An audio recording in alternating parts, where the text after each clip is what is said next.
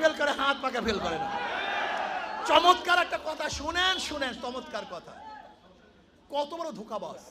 যেমন যারা নৌকা নিয়ে নির্বাচন করে, তারা নৌকা চালাতে পারে না। নৌকা কিন্তু গরিবের প্রতীক, গরিবরা চালায়।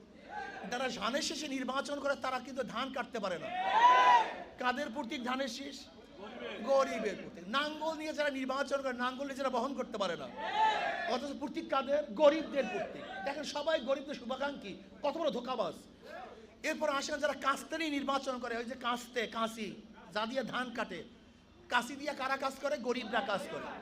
গরুর গাড়ি নিয়ে যারা নির্বাচন করে, গরুর গাড়ি কারা চালায়?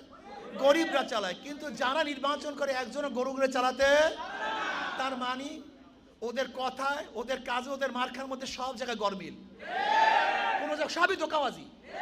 ওদের বক্তব্য ধোঁকাবাজি, ওদের মার্কার মধ্যে ধোঁকাবাজি। ইসলামী আন্দোলন বাংলাদেশ হাত পাখা নির্বাচন করে, যারা নির্বাচন করে তারাও চালাতে পারে, যারা করে